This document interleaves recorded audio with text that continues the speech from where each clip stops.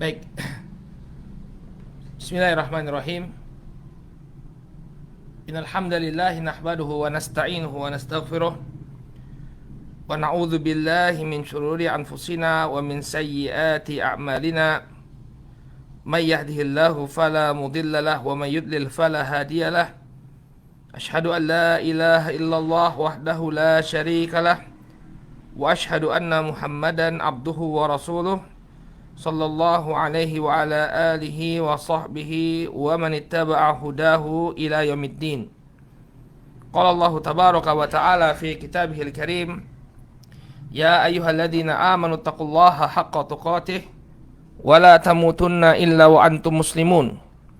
Ya ayyuhan nasu taqu rabbakumul ladzi khalaqakum min nafsin wahidah wa khalaqa minha zawjaha wa batha minhuma rijalan katsiran wa nisaa'a wattaqullaha alladzi tasaaluna bihi wal arham innallaha kana 'alaikum raqiba. Ya ayyuhalladzina amanu taqullaha wa qulu qawlan sadida yuslih lakum a'malakum wa yaghfir lakum dhunubakum wa may yuti'illaha wa rasulahu faqad faza fawzan 'azima. Amma ba'd, fa inna asdaqal hadithi kitabullah wa khairal hadi Muhammadin sallallahu alaihi wasallam wa syarrul umuri muhdatsatuha fa inna kulla muhdatsatin bid'ah wa kulla bid'atin dhalalah wa kulla dhalalatin finnar. Ma'asyiral muslimin, saudaraku kaum muslimin yang semoga dirahmati oleh Allah. Alhamdulillah, puji dan syukur kita panjatkan kepada Allah Subhanahu wa taala atas segala nikmat yang telah Allah Subhanahu wa taala anugerahkan kepada kita semua, sehingga di kesempatan pagi hari ini kembali Allah Subhanahu wa taala pertemukan kita dalam kajian membahas kitab Fiqh Tarbiyatil Abna yang disusun oleh Syekh Mustafa Al-Adawi hafizahullahu taala. Saudaraku kaum muslimin yang semoga dimuliakan oleh Allah, pada pertemuan yang terakhir kita telah bahas tentang pentingnya menjaga kebersihan anak. Telah kita sebutkan bahwa hendaknya orang tua memperhatikan kebersihan dan kerapian anak. Ya, jangan membiarkan anak-anaknya tampil lusuh dan juga jorok. Demikian juga telah kita singgung tentang bagaimana mensucikan kencing bayi. Jadi bagi bayi laki-laki yang belum mengkonsumsi makanan selain susu, maka kencingnya cukup disucikan dengan percikan air. Adapun bagi bayi perempuan, maka dia dibasuh. Ya. Dan terakhir kita telah bahas tentang masalah khitan, ya. Diwajibkan bagi laki-laki untuk berkhitan, adapun bagi anak wanita hukumnya mustahab. Nah, sekarang kita akan berbicara tentang bagaimana potongan rambut. Ya, berbicara tentang potongan rambut anak-anak kita. Di sana ada larangan untuk melakukan qaza. Ya, al-qaza, an-nahyu 'anil qaza. Qala hafizahullahu taala an-nahyu 'anil qaza. Berkata Syekh Mustafa Al-Adawi, larangan untuk melakukan al-qaza. Waliyunabbih ala anna Nabiy sallallahu alaihi wasallam naha 'anil qaza. Hendaknya menjadi perhatian bahwa Nabi sallallahu alaihi wasallam itu melarang dari potongan rambut qaza. Apa itu qaza? Huwa an yuhlaqa ba'da ra'si tifli wa yutrakul ba'd wa yutrakal ba'd.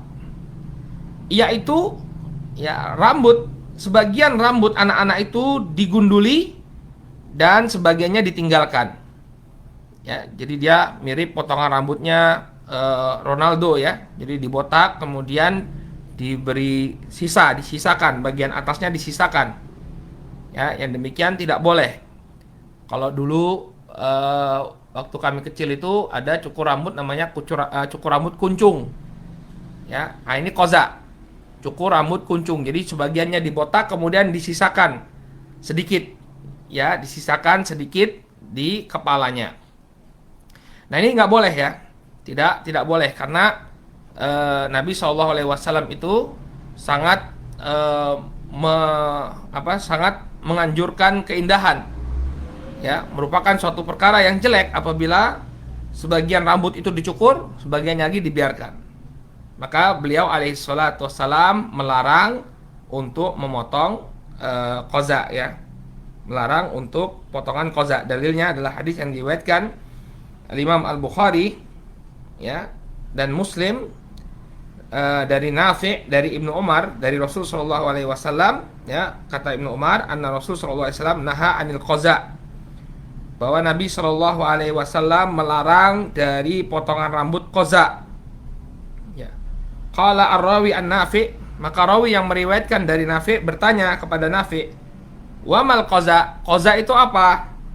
Qala yuhlaqu ba'du ra'sis sabi wa yutraku ba'd, yaitu digunduli sebagian rambut ya anak-anak itu dan ditinggalkan sebagiannya, dibiarkan tumbuh ya. Jadi seperti orang-orang Mongol ya, orang-orang Mongol, nah itu mereka punya kebiasaan qaza. Jadi rambutnya dicukur, cuma nanti bagian atasnya dibiarkan. Yang demikian disebut sebagai qaza, dilarang oleh Nabi SAW. Dan ini bukan hanya berlaku pada anak-anak saja, tapi orang dewasa. Ya, pada orang dewasa juga tidak boleh. Namun yang perlu kita sampaikan di sini, kita kembalikan kepada definisi qaza. Jadi dia itu digunduli ya, bukan potong rambut cepak. Kalau potong rambut cepak itu bukan qaza.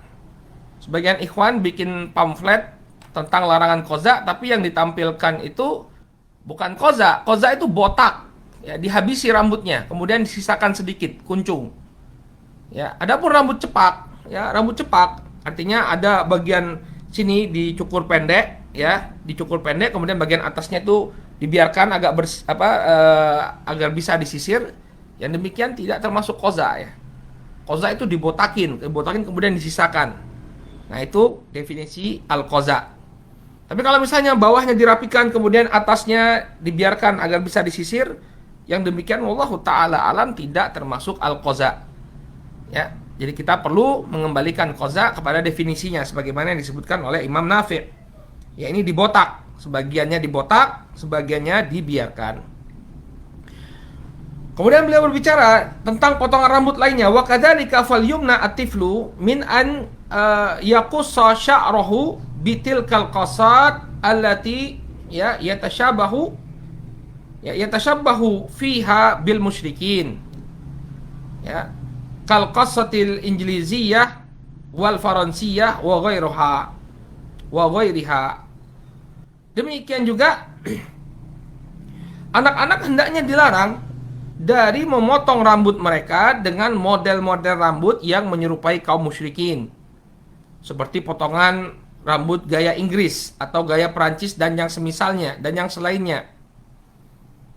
Ya, min qasatil lati yakunu tiflu ya fiha musyabahan li ahli al-kufri wasyarr wal fasad, yang membuat ya anak-anak tersebut menyerupai, ini membuat potongan rambut anak-anak menyerupai potongan rambutnya orang-orang kafir ya, para pelaku keburukan dan kerusakan.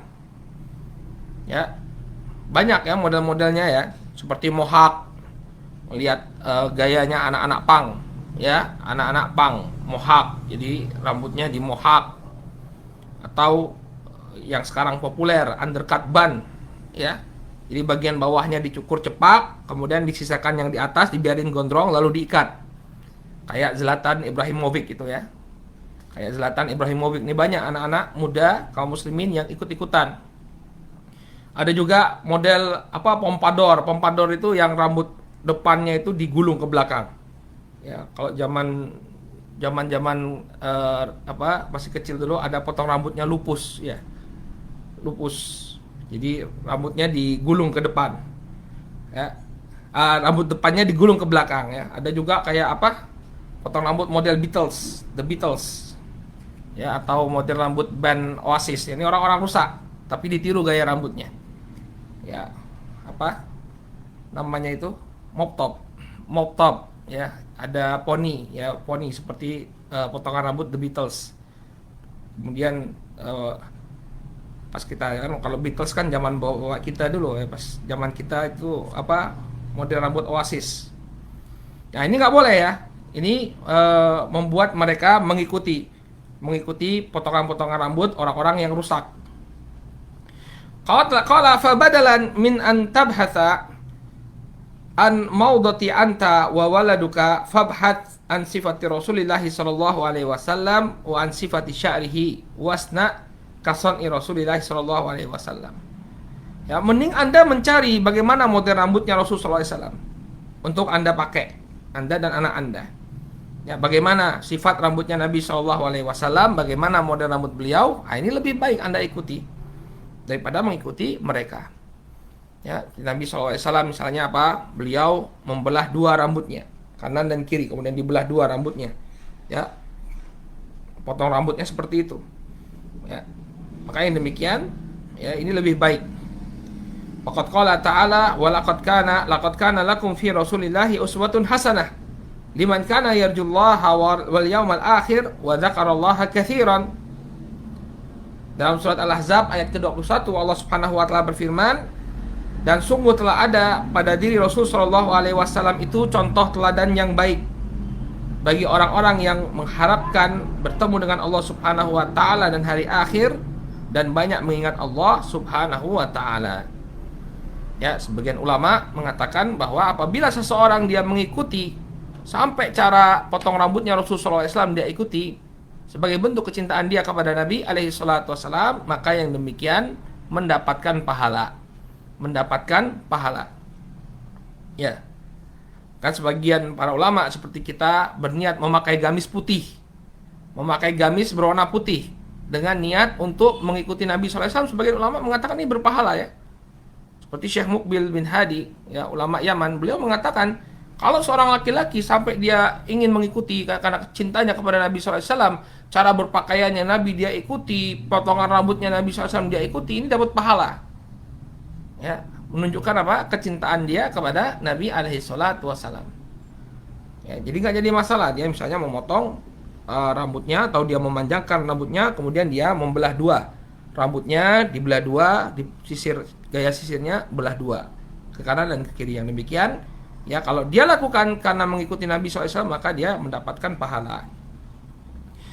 Wa qala ta'ala, demikian juga Allah berfirman, wa in tuti'uhu tahtadu. Apabila kalian mentaati Rasul, maka kalian akan mendapatkan hidayah. Ya, kalau memang dia mencintai Rasul Shallallahu Alaihi Wasallam, mengikuti Nabi Shallallahu Alaihi Wasallam dengan penuh kecintaan, maka dia akan mendapatkan pahala. Baik, ini masalah potongan rambut bagi bayi. Ya, intinya dilarang untuk mencukur sebagian rambut kemudian membiarkan tumbuh sebagian yang lainnya. Kalau ingin dipotong dengan rata. Jangan sampai dibotak sebagian, kemudian sebagian lagi dibiarkan. Baik, selesai kita dari pembahasan tentang qaza. Qala mas'alatun, kemudian beliau membawakan satu permasalahan. Nah, ini setelah bahas qaza, kita berpaling ke pembahasan yang baru. Pembahasan ini berkenaan tentang para janda. Apabila seorang wanita ditinggal mati oleh suaminya, mana yang lebih afdol baginya? Apakah dia tetap menjanda ataukah dia menikah lagi? Nah, ini masalah yang sering muncul ya. Kasus perceraian atau kasus dia meninggal oleh suaminya. Mana yang lebih afdol baginya? Apakah dia terus menjanda atau menikah lagi? Ini masalah yang perlu kita tahu jawabannya apa. Qala mas'alatun wa hal aula lil armalah an tabqa ala khidmati atfaliha ba'da wafati zawjiha wa tatruka az-zawaj amil aula laha an tatazawwaj. Manakah yang lebih utama bagi seorang janda? Apakah dia tetap berkhidmah kepada anak-anaknya, berkhidmah membesarkan anak-anaknya setelah wafat suaminya dan meninggalkan untuk menikah lagi dan tidak menikah lagi, ataukah yang lebih utama bagi dia untuk menikah lagi? Ya, jadi ini gambaran permasalahannya, mana yang lebih utama bagi seorang wanita yang menjanda?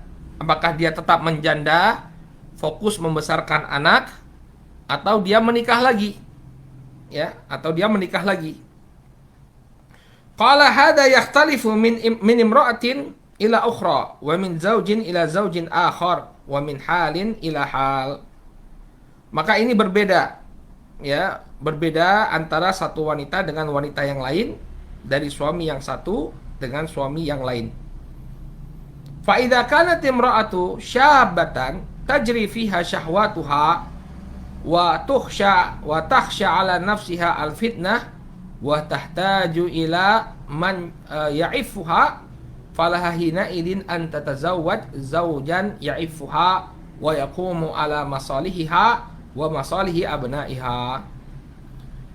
Apabila ya wanita yang menjanda ini masih muda, ya, tajri fiha syahwatuha, yang dia masih memiliki dorongan seksual, dorongan seks, dan dia khawatir terjatuh kepada fitnah, sehingga dia memerlukan atau membutuhkan seorang yang yu'ifuha, ya, yang menjaga ifahnya, menjaga kehormatan dirinya. Artinya ada yang bisa memenuhi hasrat seksualnya tadi, tentunya dengan cara yang sah, ya, dengan pernikahannya.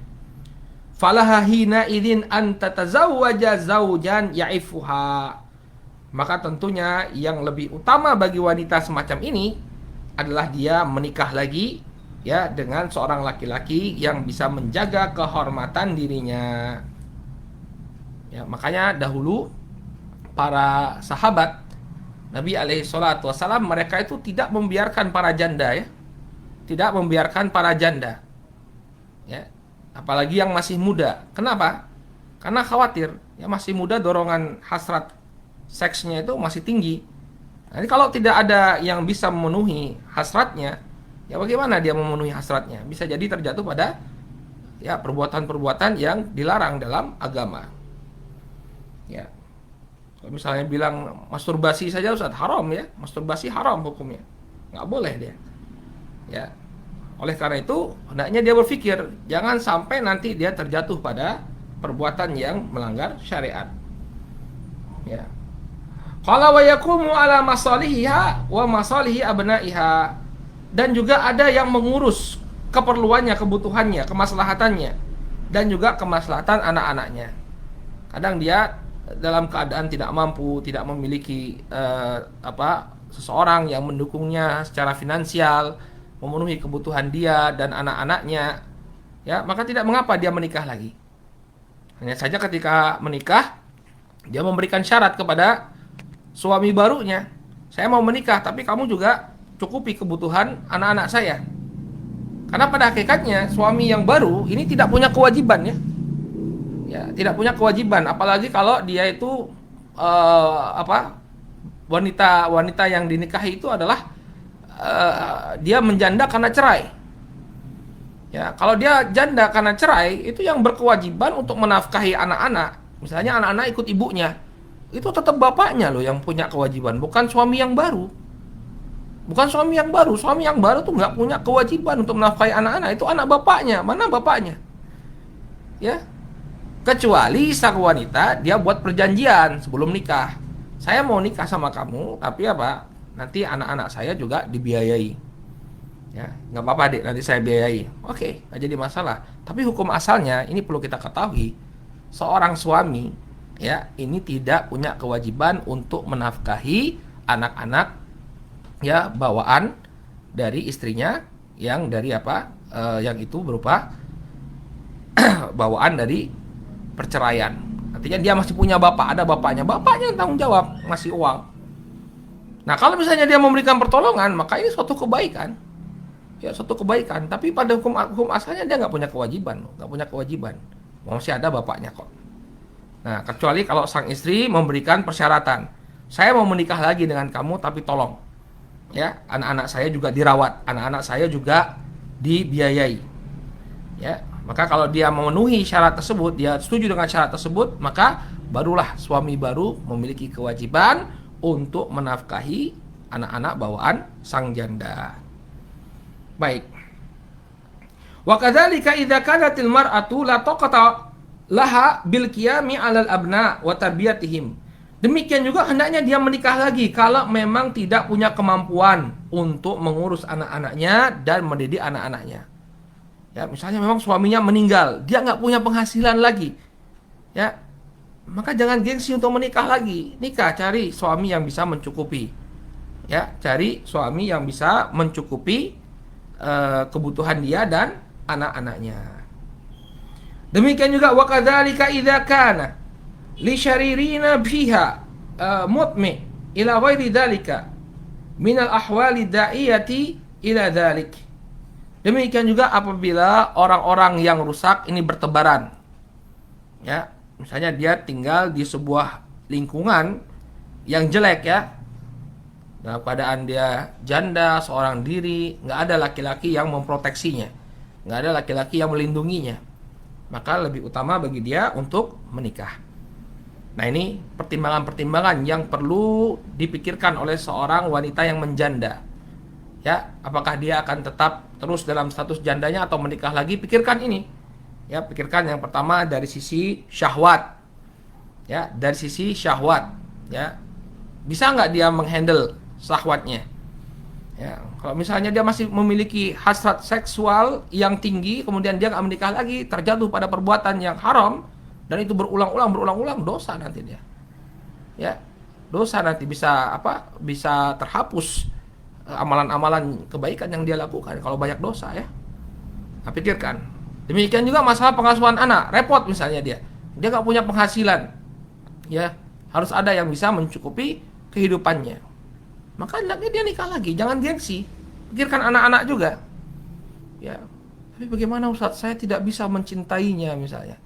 Ya, cinta itu bisa tumbuh seiring dengan berjalannya waktu. Mungkin di awal pernikahan tidak cinta, tapi begitu melihat perhatian dan kasih sayang seorang laki-laki, kita bisa ya mencintai, atau paling tidak kita bisa menjalani pernikahan tersebut.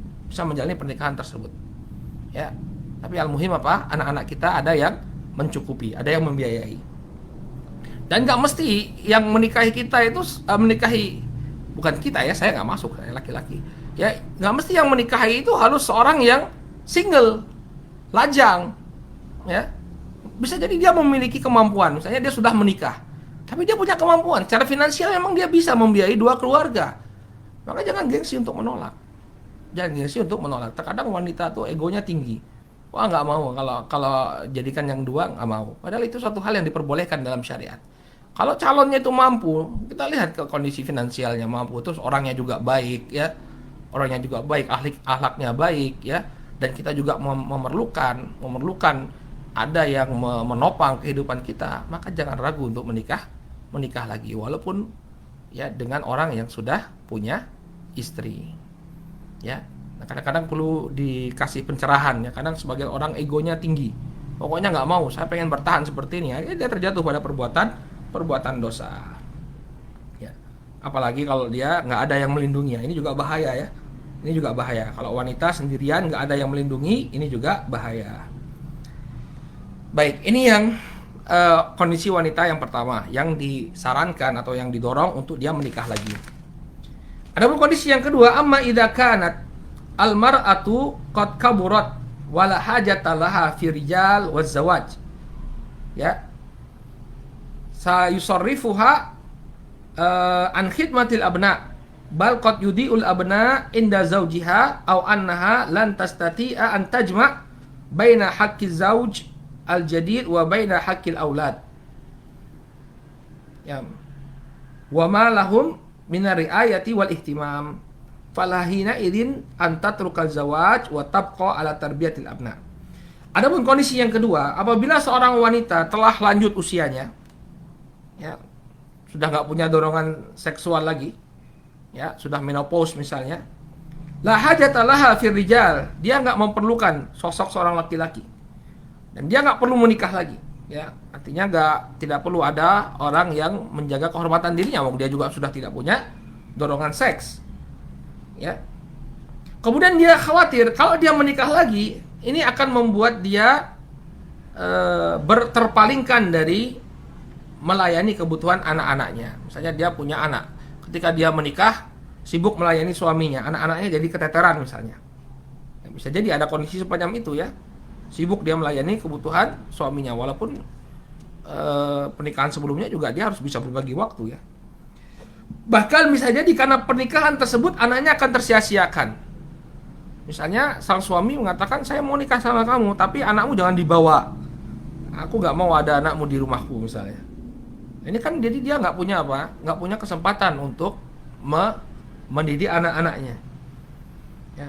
Oke, anakmu, aku akan menikah sama kamu, tapi dengan catatan anakmu semuanya dipondokkan. Ya, kalau Lebaran mereka pulangnya ke rumah, pulangkan mereka ke rumah ibumu, jangan ke rumah kita misalnya. Ya, misalnya seorang suami, calon suami mempersyaratkan seperti itu. Saya mau nikah sama kamu, tapi apa? Anak-anak jangan ada yang ikut. Anak-anak kita pondokkan semua. Nanti kalau misalnya Lebaran jangan pulang ke rumah kita, pulang ke rumah neneknya, pulang ke rumah simbahnya. Ya. Maka kemudian anaknya tersia-siakan atau dia tidak mampu untuk mengumpulkan antara hak sang suami yang baru dengan hak anak-anaknya. Ya. Falahahina idin antatruka zawaj, maka lebih utama baginya untuk meninggalkan pernikahan yang baru. Wa tabqa ala tarbiyatil abna, dan tetap meneruskan untuk mendidik anak-anaknya. Nah, ini dengan syarat tadi ya, tidak terjadi fitnah, artinya dia bisa mengendalikan dorongan seksnya, dan juga tentunya secara finansial ada yang mensupport. Ya, dia punya support untuk apa? Untuk membiayai kehidupannya dan anak-anaknya. Wala hafidzalikal ajr minallahi subhanahu wa ta'ala, dan dengan fokusnya dia merawat anak-anaknya tersebut, dia akan mendapatkan pahala dari Allah Subhanahu wa taala. Wa qad ja'at suwaru hadza wa dzaka ala ahdi Rasulillah sallallahu alaihi wasallam. Maka kedua pilihan ini sudah ada di masa Nabi sallallahu alaihi wasallam. Maksudnya apa? Maksudnya di zaman Nabi sallallahu alaihi wasallam ada sebagian wanita yang telah mengambil opsi untuk tetap menjanda, ada juga sebagian yang mengambil opsi untuk menikah lagi. Jadi monggo silahkan, ya silahkan memilih yang mana yang lebih baik, yang mana yang lebih maslahat. Dua-duanya dilakukan oleh para sahabat wanita di masa Nabi sallallahu alaihi wa ala alihi wasallam. Kemudian beliau bawakan beberapa kisah di masa Nabi sallallahu alaihi wasallam. Yang pertama adalah kisahnya Ummu Hani binti Abi Thalib. Ummu Hani binti Abi Thalib. Nah, kalau Ummu Hani binti Abi Thalib ini dia nggak mau menikah lagi. Beliau radhiyallahu anha tidak mau menikah lagi. Ya. Jadi ada contohnya, sahabat wanita yang menjanda kemudian tidak mau menikah lagi. Qala akhrajal Bukhari wa Muslimun min hadithi Abi Hurairah radhiyallahu anhu. Ani Nabi sallallahu alaihi wasallam qala khairu nisa'i raqibnal ibl. Salihi nisa'i Quraisy ahnahu ala waladin fi sigharih wa ar'ahu ala zaujin fi dhati yadih. Kata Rasul sallallahu alaihi wasallam, sebaik-baiknya wanita yang menunggangi onta, maksudnya adalah sebaik-baiknya wanita Arab, adalah wanita saleh dari kalangan Quraisy yang paling sayang kepada anak-anak di masa kecilnya dan paling menjaga harta suaminya. Nah, ini ada sababul wurudnya. Ya, sababul wurud dari hadis ini, Nabi SAW ingin melamar Ummu Hani. Tapi Ummu Hani menolak lamaran Rasul sallallahu alaihi wasallam. Ya. Jadi boleh ya, menolak lamaran itu boleh, bukan suatu aib. Bahkan ini Rasul sallallahu alaihi wasallam yang ditolak lamarannya. Jadi juga jangan para ikhwah kalau misalnya lamarannya ditolak kemudian muring-muring. Muring-muring artinya marah-marah. Nabi SAW biasa aja ditolak, ya. Ditolak biasa aja, jangan kemudian marah-marah, ya. Apalagi posisi kita jauh dibanding Rasul Shallallahu alaihi wasallam. Demikian juga wanita boleh saja dia menolak lamaran seorang laki-laki walaupun laki-lakinya itu dikenal baik, ya. Siapa yang lebih baik daripada Rasul Shallallahu alaihi wasallam? Ada seorang ikhwah baik, dikenal penyayang, tapi misalnya dia nggak berkenan, tolak aja, nggak jadi masalah. Tolak aja, nggak jadi masalah. Nah, ini ceritanya Nabi melamar Ummu Hani, kemudian Ummu Hani menolak lamaran Rasul sallallahu alaihi wasallam. Qala wa fi riwayatin li Muslim, disebutkan dalam riwayat Muslim, ahnahu ala yatimin fi sigharih. Ya, wanita-wanita Quraisy ini paling sayang kepada anak-anak yatim ketika mereka masih kecil. Artinya sayang kepada anak-anak yang ditinggalkan oleh suaminya. Ya, suaminya meninggal dunia, kemudian dia benar-benar merawat, mencurahkan kasih sayang ya kepada anak-anak yang ditinggalkan oleh suaminya tersebut. Nah, kemudian dalam riwayat yang lain, wa fi ukhra inda Muslimin min hadithi Abi Hurairah anna Nabiya sallallahu alaihi wasallam khataba Umma Hani binta Abi Talib. Kata Abu Hurairah, dahulu Nabi sallallahu alaihi wasallam melamar Ummu Hani, putrinya Abu Talib. Faqalat ya Rasulullah, maka kemudian dia mengatakan kepada Rasul sallallahu alaihi wasallam, inni qad kabartu atau qad kaburtu. Kaburtu ya. Inni qad kaburtu wali iyalun. Maka Ummu Hani menolak lamaran tersebut. Beliau mengatakan, wahai Rasulullah, sesungguhnya aku telah berusia lanjut dan aku memiliki anak-anak. Ya, anak-anak untuk dirawat. Faqala Rasul sallallahu alaihi wasallam, khairun nisa'in raqibnal ibil thumma dzakarat ya al-hadis. Kemudian Nabi SAW pun mengatakan sebaik-baiknya wanita yang menunggangi unta dan seterusnya. Jadi ini sababul wurudnya. Kenapa Nabi SAW mengucapkan bahwa sebaik-baik wanita Arab adalah wanita terbaiknya Quraisy yang paling sayang kepada anak-anak yatim di masa kecilnya. Ya, maksudnya di sini adalah Ummu Hani tadi yang menolak lamaran beliau. Jadi tidak marah-marah ya Nabi SAW ya. Ya, kemudian mencak-mencak karena lamaran ditolak. Qala An-Nawawi rahimahullah, al-haniyah ala waladiha. Ya. Kemudian beliau menukilkan keterangan dari An-Nawawi rahimahullah. Qala An-Nawawi rahimahullah taala dalam syarah Muslim, fal haniyatu wal haniyatu ala waladiha allati taqumu alaihim ba'da yutmihim ba'da yutmihim fala tatazawwaj fa in tazawwajat falaysat bihaniyah wa nukila dzalika anil Harawi. Ya, wanita yang hani, ya wanita yang hani yang dimaksud dengan wanita yang hani di sini adalah yang merawat anak-anak setelah ya anak-anak tersebut menjadi yatim dengan keadaan tidak menikah lagi. Ya. Jadi haniyah ini adalah wanita yang ini menurutnya Nawawi ya. Menurut An-Nawawi bahwa haniyah itu adalah wanita yang tidak menikah lagi setelah suaminya meninggal untuk merawat anak-anak yatim tadi. Fa in tazawwajat falaysat bihaniyah. Kalau dia nikah lagi enggak disebut haniyah kata Imam Nawawi. Nukila dzalika anil Harawi, yang demikian dinukilkan dari Al-Imam Al-Harawi, Abu Ismail Al-Harawi. Ya, nah ini menurut Al-Imam An-Nawawi dan Al-Harawi bahwa wanita haniyah itu kalau dia tidak menikah lagi. Kalau dia menikah lagi maka tidak disebut sebagai haniyah. Qultu ya, yakni Mustafa Al-Adawi, Syekh Mustafa Al-Adawi mengomentari pendapat ini, walaysa hadat tafsir minan Nawawi ala itlaqihi. Faqad tazawwaja Nabi sallallahu alaihi wasallam Umma Salamah walaha aulad. Ya. Nah, ini ada sedikit kritikan atau sedikit koreksi dari Al-Imam dari Syekh Mustafa Al-Adawi. Kata beliau, tafsiran dari Nawawi ini tidaklah secara mutlak. Artinya seorang wanita itu disebut penyayang, disebut haniyah kalau dia tidak menikah lagi. Kalau misalnya dia nikah lagi nggak disebut haniyah. Enggak, kata beliau. Faqad tazawwaja Nabi sallallahu alaihi wasallam Ummu Salamah walha aulad. Nabi SAW pernah menikah dengan Ummu Salamah, padahal Ummu Salamah itu juga memiliki anak-anak. Jadi sayang di sini ya, mau dia menikah lagi atau tidak menikah lagi, ya ini tetap saja disebut sebagai wanita penyayang. Tidak ada keterkaitannya dengan dia menikah lagi atau tidak. Ya, yang penting dia memiliki karakter ya penyayang kepada anak, penuh perhatian kepada sang anak, maka yang demikian tetap disebut sebagai wanita haniyah. Wanita haniyah, wanita yang penyayang. Naam, barakallahu fikum. Baik.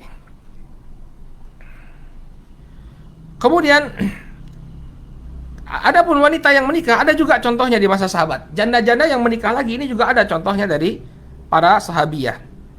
Qala akhrajal Imam Muslim fi sahihi min hadithi Ummi Salamah qalat arsala ilayya Rasulullah sallallahu alaihi wasallam Hatiba ibna Abi Balta'ah yahtubuni lahu.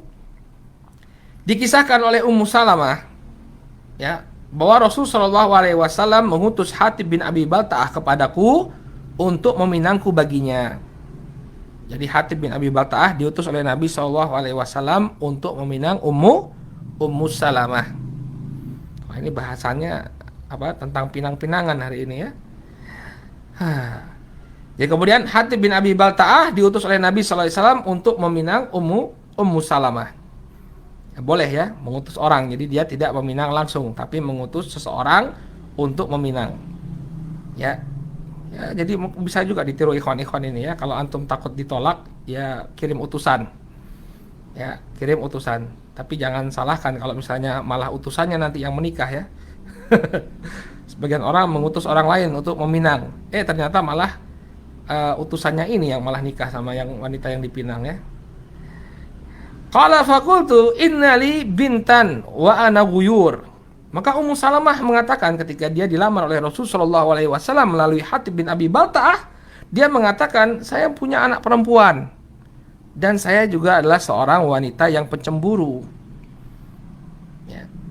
Faqala, maka Nabi sallallahu alaihi wasallam merespon tanggapan dari Ummu Salamah, amma ibnatuha, ya, fa nad'ullaha an yughniyaha anha.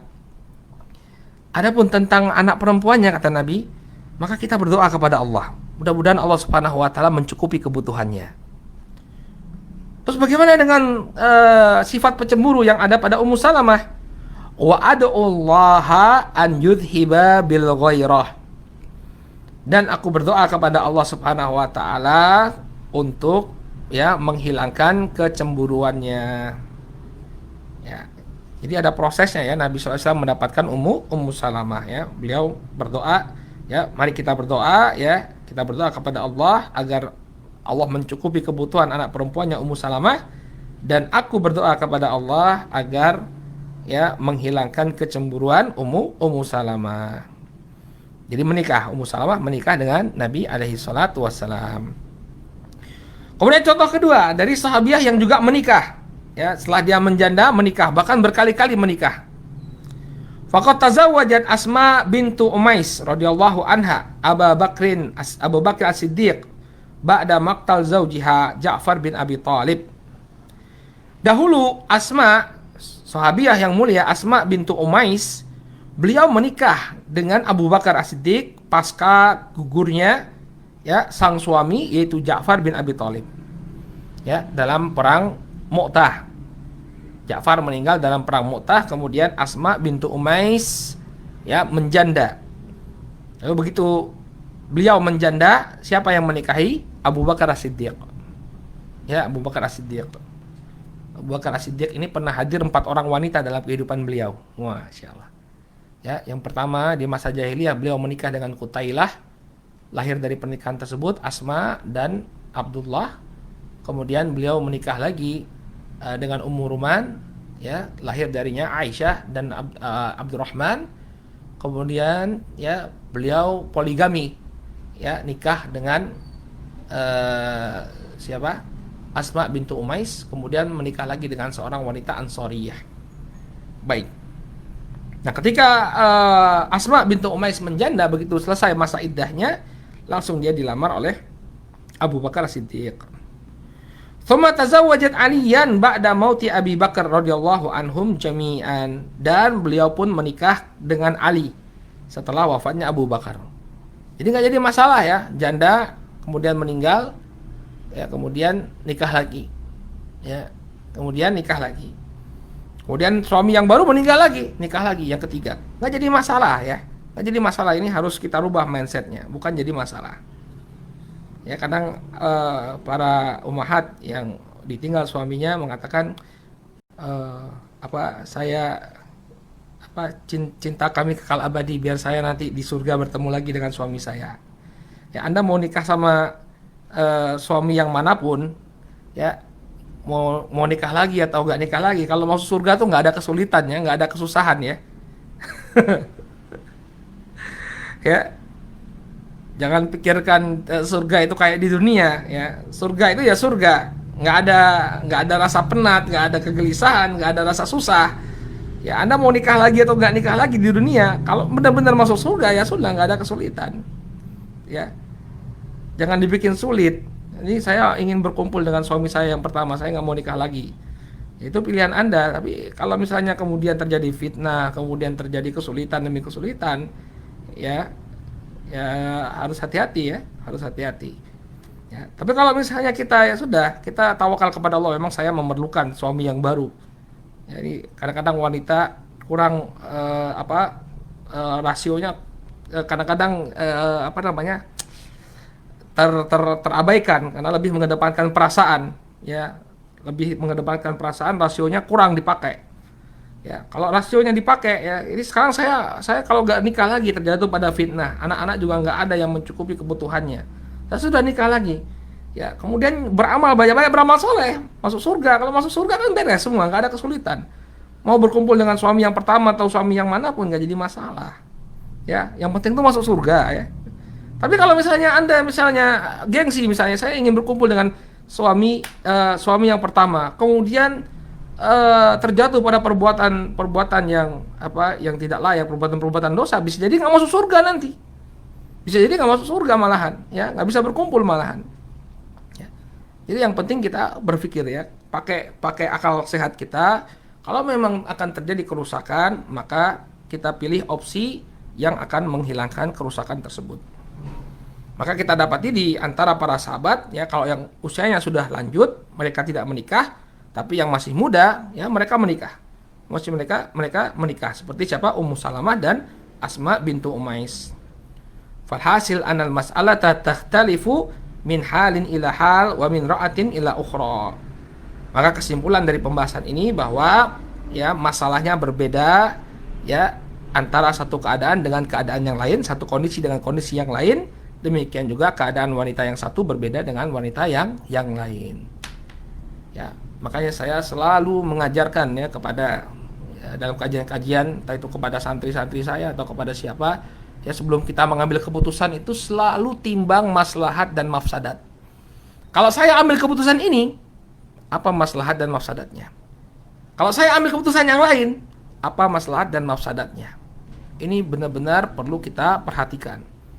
Ya, karena kadang-kadang kita tuh salah mengambil keputusan karena tidak punya gambaran, ya, tentang akibat apa yang muncul dari pernikahan, dari konsekuensi keputusan kita. Ini permasalahan yang sering terjadi. Orang asal-asalan ngambil keputusan, ya, tanpa mempertimbangkan, kalau saya pilih opsi ini, apa sih yang terjadi ke depan?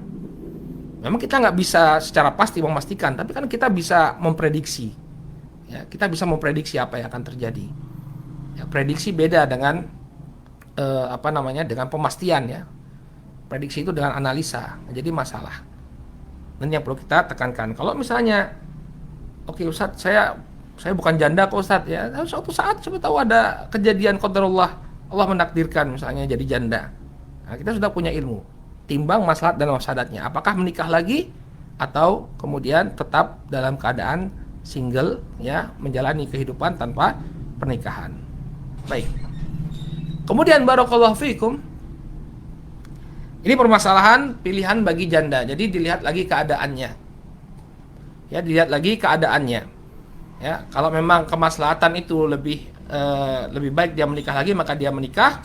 Kalau dia kemaslahatan dia lebih baik untuk tidak menikah, maka dia tunda pernikahannya atau tidak menikah lagi.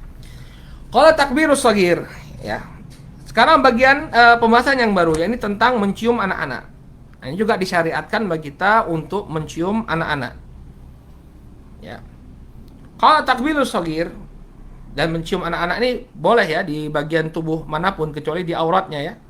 Mau cium kepalanya, mau cium tangannya, mau cium pipinya, boleh, ya. Jangan cium auratnya saja. Fayusra wa yustahab lil walidaini takbilu abnaihim wa banatihim. Disyariatkan bagi kedua orang tua untuk mencium anak-anaknya, baik laki-laki maupun perempuan. Ya, laki-laki perempuan boleh kita ciumi, ya. Waqad kana Nabi sallallahu alaihi wasallam yuqabbilu ibnatah Fatimah radhiyallahu anha. Dahulu Nabi sallallahu alaihi wasallam mencium putri beliau Fatimah radhiyallahu anha. Wa kana Abu Bakar yuqabbilu ibnatah Aisyata radhiyallahu anha, dan dahulu Abu Bakar radhiyallahu taala anhu mencium putri beliau Aisyah radhiyallahu anha. Wa hadza mazid fi hadzal bab, dan berikut ini adalah tambahan dalam bab ini.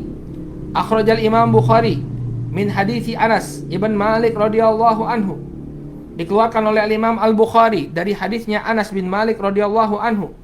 Beliau mengatakan, dakhalna ma'a Rasulillah sallallahu alaihi wasallam ala Abi Saifin Al-Qayyin. Kata Anas bin Malik, dahulu kami mengunjungi rumahnya Abu Saif Al-Qayyin.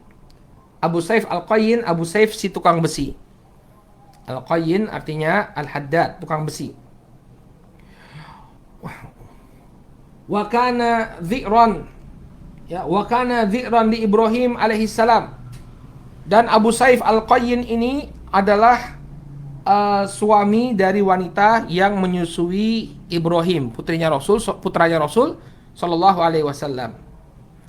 Fa akhadha Rasulullah sallallahu alaihi wasallam Ibrahima faqabbalahu wa syammah. Maka Nabi sallallahu alaihi wasallam ketika itu mengambil Ibrahim kemudian menciumnya. Jadi Ibrahim ini disusui oleh istri Abu Saif si tukang besi. Maka suatu ketika Nabi mengajak Anas untuk mengunjungi Ibrahim. Nah, Anas melihat Nabi menciumi putra beliau tersebut. Jadi ini merupakan sunnah, ya, sunnah untuk mencium anak-anak. Ya, jangan kemudian nggak pernah dicium, nggak pernah dipeluk. Ya, ini anak-anak jadi kurang kasih sayang, ya. Memeluk anak, mencium anak, ya, ini akan menimbulkan pengaruh positif bagi anak, ya.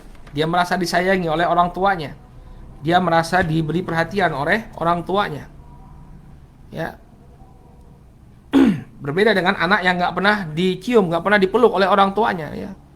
Ada yang kurang dari dirinya, dan bisa jadi dia akan tumbuh menjadi orang-orang yang berkarakter keras, berkarakter kaku, karena nggak dapatkan kasih sayang.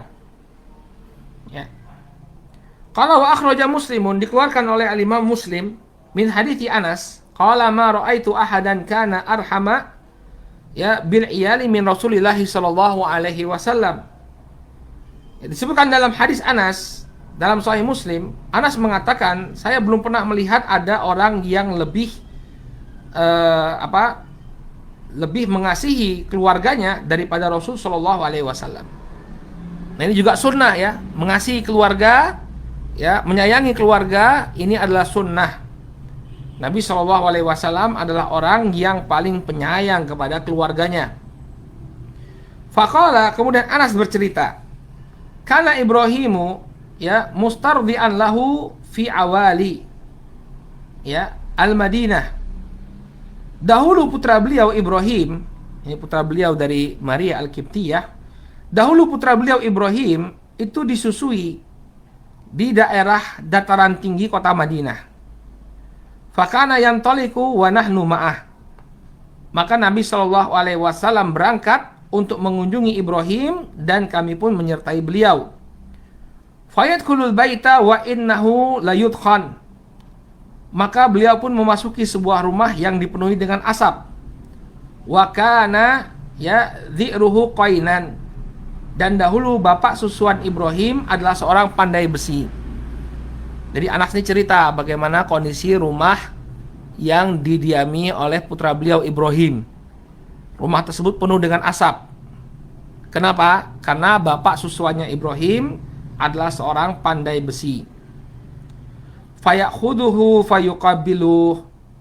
Maka Nabi sallallahu alaihi wasallam pun, ya, mengambil Ibrahim dan menciumnya, thumma yarji'. Lalu beliau kembali. Ya. Jadi beliau datang ke sana hanya untuk apa? Mencium dan mengambil putra beliau. Thumma yarji', kemudian beliau kembali lagi ke rumahnya. Faqala Amr, falamma tuwfiya Ibrahim. Sebutkan dalam riwayat yang lain, ya, falamma tuwfiya Ibrahim, qala Rasul sallallahu alaihi wasallam. Ketika Ibrahim wafat, Rasul sallallahu alaihi wasallam mengatakan, inna Ibrahima ibni, sesungguhnya Ibrahim ini adalah putraku. Wa innahu mata fit thadi, dan dia meninggal di masa penyusuannya. Wa inna lahu ladhi'rain, tukammilani radha'ahu fil jannah, dan dia memiliki 2 orang ya ibu persusuan yang akan menyempurnakan penyusuannya di surga nanti. Jadi akhirnya Ibrahim ini meninggal ya. Meninggal dalam keadaan masih disusui. Karena Nabi SAW mengatakan bahwa Ibrahim ini nanti akan memiliki ibu penyusu di surga. Qala wa fi riwayatin ukhra li Muslim min hadithi Anas aidan qala Rasul sallallahu alaihi wasallam wulida li al-lailata gulamun fasamaituhu bismi abi Ibrahim. Di kisah yang lebih panjang Anas mengatakan bahwa Nabi mengatakan pada suatu malam, ya, malam ini telah dilahirkan, pada malam ini telah dilahirkan untukku seorang anak laki-laki. Ya, qad marama ana hadil hadits ya. Sudah lewat pembahasannya ini ya. Kata beliau, dilahirkan untukku seorang anak laki-laki, fasamaituhu bismi abi Ibrahim. Lalu kuberi nama dia dengan nama bapakku, yaitu Ibrahim. Tsumma dafahu ila ummi Saif imraati Qayyin. Kemudian Ibrahim ini diserahkan penyusuannya kepada seorang wanita yang bernama Ummu Saif. Dan Ummu Saif ini adalah istri seorang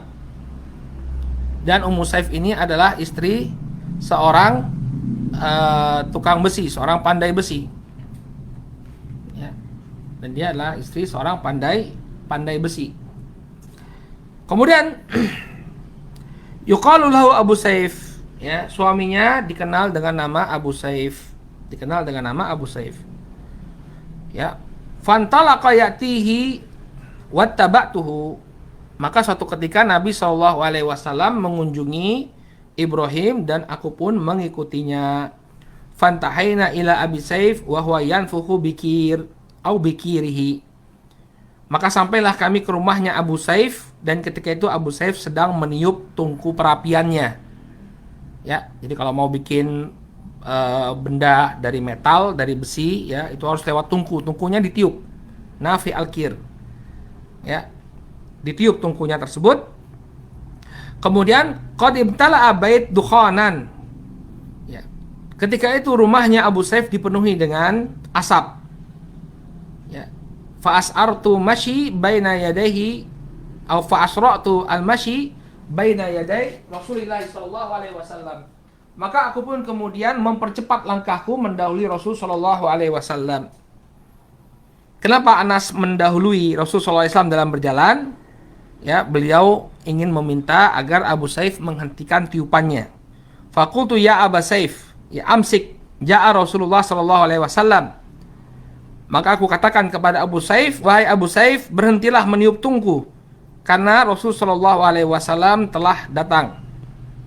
Fa'amsaka fada'an Nabi sallallahu alaihi wasallam bisabi wa fadammahu ilaihi faqala ma sya'allahu an yaqul. Maka Abu Saif pun menghentikan tiupannya. Maka Nabi sallallahu alaihi wasallam pun memanggil putra beliau Ibrahim, lalu beliau memeluk Ibrahim dan mengucapkan beberapa patah kata kepada Ibrahim, atau mengucapkan beberapa patah kata. Faqala Anas laqad ra'aituhu wa huwa yakidu bi nafsihi. Kemudian Anas melanjutkan ceritanya tentang bagaimana wafatnya Ibrahim. Ya, ketika Ibrahim wafat, saya melihat bagaimana kondisi Ibrahim baina yaday Rasulillah sallallahu alaihi wasallam. Ketika itu Ibrahim berada dalam pelukannya Nabi sallallahu alaihi wasallam. Fadama'at aina Rasulillah sallallahu alaihi wasallam. Maka ketika itu Nabi sallallahu alaihi wasallam menangis. Ya, air mata beliau bercucuran. Faqala tadma'ul ain wa yahzanul qalb wa la naqul illa ma yurdi rabbana. Ya. Kata beliau sallallahu alaihi wasallam, air mata mengalir, hati pun telah berduka. Namun kami tidak akan mengucapkan kecuali ucapan yang diridhoi oleh Rabb kami. Wallahi ya Ibrahim, inna bika lamahzunun. Ya. Wahai Ibrahim, sesungguhnya kami sedih atas kepergianmu. Kami bersedih atas kepergianmu. Jadi boleh-boleh saja mengekspresikan kesedihan, mengekspresikan rasa duka. Ini boleh-boleh saja. Nabi SAW ketika ditinggal oleh putra beliau, ya beliau menangis, wajar seorang bapak. Ya, seorang bapak menangis karena ditinggal oleh anaknya. Nabi Shallallahu Alaihi Wasallam menangis. Nabi Shallallahu Alaihi Wasallam menangis ketika ditinggal oleh putra beliau, ya, ditinggal wafat oleh putra beliau. Baik. Kemudian wa akhrajal Bukhari wa Muslim, dari lain yang menunjukkan disyariatkannya mencium anak. Min hadithi Aisyah radhiyallahu anha qalat jaa a'rabiyyun ila Nabi sallallahu alaihi wasallam faqal. Disebutkan dalam hadis Aisyah radhiyallahu anha, dia mengatakan datang seorang Arab dusun. Arabi, Arab Badui, ya, Arab pedalaman. Mereka dikenal dengan wataknya yang keras, sifatnya yang keras dan kaku. Ya, datang kepada Nabi sallallahu alaihi wasallam faqala tuqabbiluna sibyan fama nuqabbiluhum. Kemudian Arab Badui ini mengatakan, ya, kalian kok mencium anak-anak? Adapun kami nggak pernah mencium anak-anak kami. Faqala Nabi sallallahu alaihi wasallam, awa amliku laka an naza'allahu min qablika rahmah.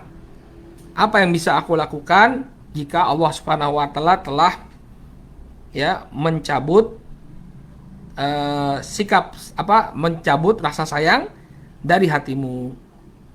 Jadi yang namanya mencium anak ini adalah bentuk kasih sayang kepada sang anak. Nabi SAW mengatakan kepada Badui tersebut, an-naza'allahu min qalbika ar-rahmah.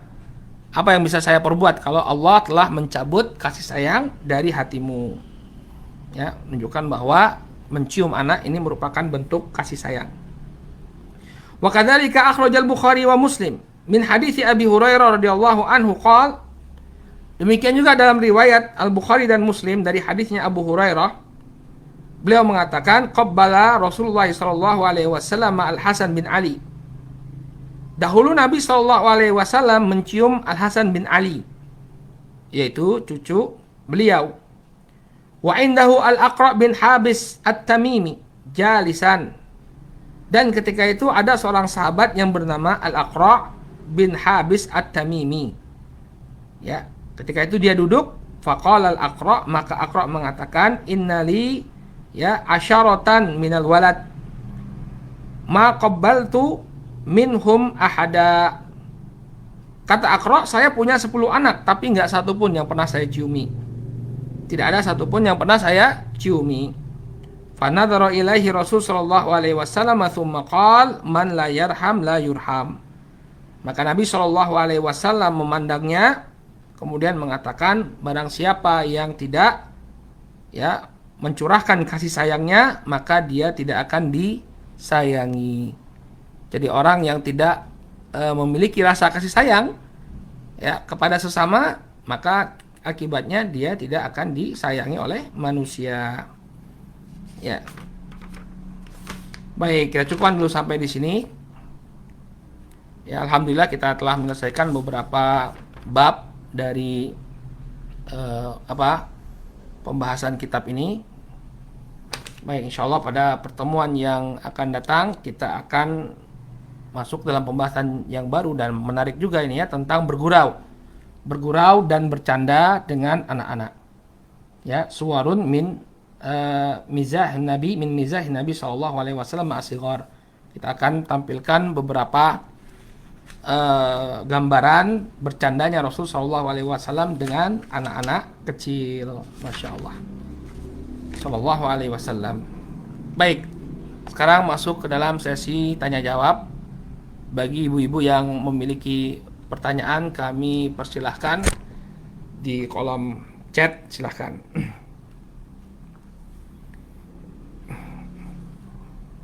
Baik. Ada wanita suami lama meninggal punya anak. Apakah suami baru wajib menafkahi anaknya? Ya, hukum asalnya tidak wajib. Tadi sudah kita jelaskan, ya. Tadi kita sudah jelaskan bahwa dia tidak wajib untuk menafkahi anak dari wanita tersebut. Ya, karena nafkah anak tersebut diambil dari harta yang ditinggalkan oleh bapaknya. Ya, ditinggalkan oleh bapaknya. Ya, dia punya warisan, dia punya harta. Nah, itu harta itulah yang dipakai untuk menafkahi anak tadi. bukan suami baru atau bapak barunya, enggak. Bapak barunya tidak punya kewajiban. Namun di awal dia berjanji akan menafkahi,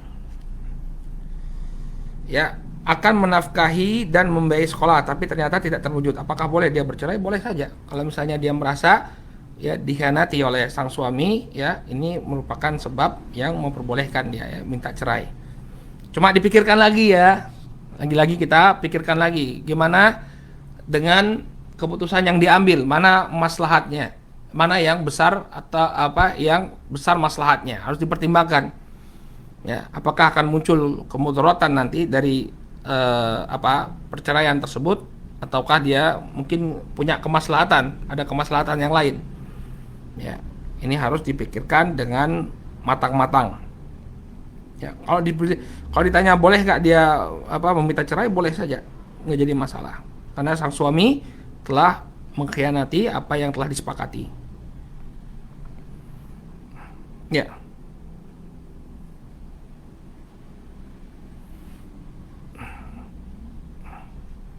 Ya, Ustadz, tentang materi pekan lalu, kalau terkena kencing bayi lalu memilih mencuci dengan air, apakah ini termasuk meninggalkan sunnah? Jazakumullah khairan. Tidak, boleh-boleh saja. Kalau dia ingin mencucinya dengan air, ya, yang demikian diperbolehkan. Mana yang lebih utama, apakah diperciki atau dicuci? Yang mana yang lebih bersih? Kalau misalnya dicuci itu lebih bersih, maka itu yang lebih utama. Adapun Nabi SAW itu ingin menunjukkan batas minimum, minimum requirements untuk penyucian bayi, kencing bayi yang ke bayi laki-laki yang belum makan apapun selain susu. Ya, itu minimum requirementnya, artinya batas minimumnya. Tapi kalau misalnya dia mau cuci, nggak jadi masalah. Ya Ustadz, apakah imajinasi anak itu perlu kita batasi? Terkadang anak suka beranggapan kayak rumahnya kebakaran dan dia menjadi pemadam kebakaran, atau berimajinasi seakan-akan bundanya yang sakit dan dia jadi dokternya. Apakah hal ini diperbolehkan Ustadz? Boleh, nanti kita bahas Bu. Nanti dalam masalah bercanda dengan anak-anak, nanti ada ucapan-ucapan beliau, penjelasan beliau tentang imajinasi anak. Ya, yang demikian insya Allah tidak mengapa. Ya, atau mengarahkan dia berpikir hal-hal yang realistis saja. Oh, realistis kok, kalau ibunya sakit itu realistis. Masa ibunya enggak sakit ya? Suatu ketika ya ibunya sakit kan. Nah, dia jadi dokter, bagus itu. Insya Allah nggak jadi masalah ya. Ya. Nggak perlu dibatasi ya, nggak perlu dibatasi. Memang itu dunia anak-anak. Nanti insya Allah kita bahas. Pada pertemuan yang akan datang kita bahas tentang bagaimana imajinasi anak-anak. Baik. Ustadz, bolehkah mencium anak? Adakah adabnya dalam mencium anak? Di bagian tubuh mana saja ortu boleh menciumnya? Boleh, asal jangan di auratnya. Ya, jauh yang anak tahu itu diperbolehkan, asal jangan di auratnya. Demikian juga mencium anak. Nih ada pertanyaan, mencium anak di bagian bibir ini juga boleh. Mencium anak di bagian bibir juga boleh, tapi bukan ya cium aja ya, jangan seperti mohon maaf ya, ini orang-orang dewasa semua saya kira di depan ya. Jangan seperti French kiss gitu ya, enggak. Tapi coba dicium aja sudah selesai. Ya. Ustadz, bagaimana dengan seorang akhwat yang memiliki dorongan syahwat tapi dia masih kuliah dan peraturan universitas tersebut tidak boleh menikah kecuali setelah lulus? Banyak-banyak puasa dan menjauhi sebab-sebab yang bisa membuat dorongan syahwatnya semakin tinggi. Ya, jadi dia cepat selesaikan kuliahnya sembari menjaga diri ya, dan menempuh jalan-jalan untuk mereduksi dorongan seksualnya. Baik.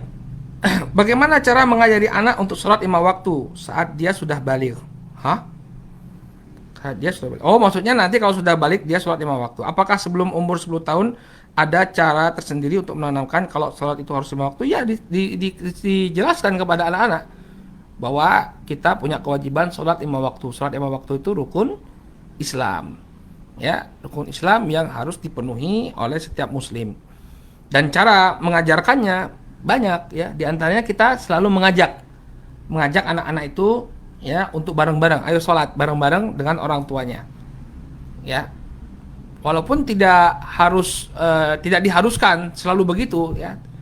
Kan kata Nabi SAW, muru auladakum bis shalah wa hum abna'u sab'a. Wadribuhum wahum abdaul asyr. Perintahkanlah anak-anak kalian untuk sholat ketika mereka berusia 7 tahun. Dan pukullah mereka ketika mereka berusia 10 tahun.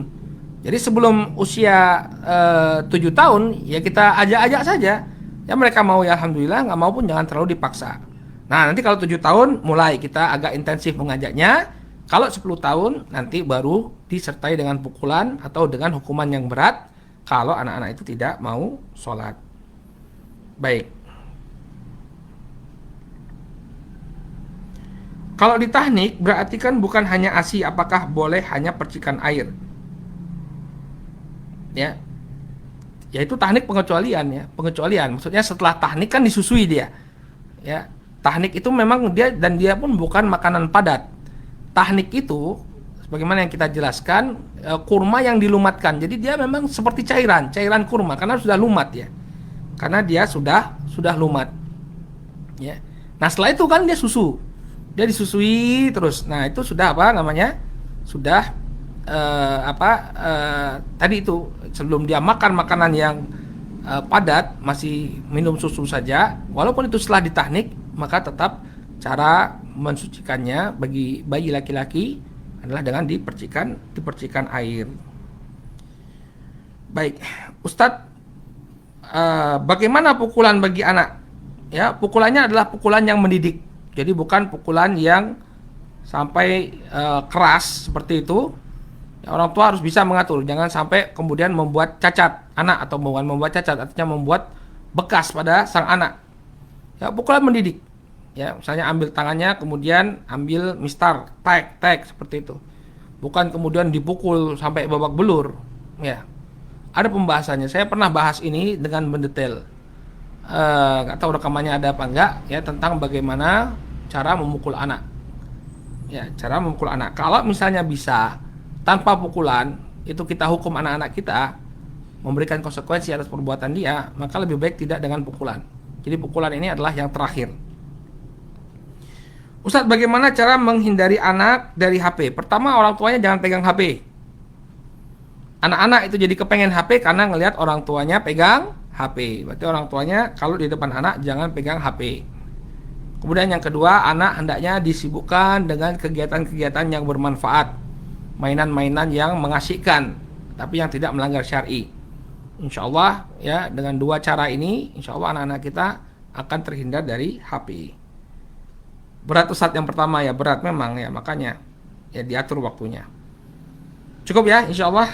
Alhamdulillah kita telah menyelesaikan. Puji syukur atas segala kemudahan yang telah diberikan oleh Allah Subhanahu wa taala. Baik. Bagaimana yang sempat minum susu formula? Sudah kita jelaskan ya, susu formula juga termasuk susu, nggak jadi masalah insya Allah. Ya. Baik. Sudah cukup belum? Ini masih ada yang bertanya nggak? Mau saya tutup ini? Ya, kasih isyarat dulu kalau ada yang tanya. Saya tutup sampai 10. 1, 2, 3, 4, 5, 6, 7, 8, 9, 10. Cukup ya. Baik, kita cukupkan dulu sampai di sini. Alhamdulillah kita telah menyelesaikan beberapa pembahasan dalam kitab Fiqh Tarbiyatil Abna. Mudah-mudahan semuanya bermanfaat bagi kita sebagai orang tua. Kita cukupkan dulu sampai di sini. Insyaallah bertemu lagi kita di pekan yang akan datang dalam pembahasan yang baru. Kita tutup bersama dengan doa kafaratul majlis. Subhanakallahumma wa bihamdika asyhadu an la ilaha illa anta astaghfiruka wa atubu ilaik. Billahi taufiq wal hidayah. Wassalamualaikum warahmatullahi wabarakatuh.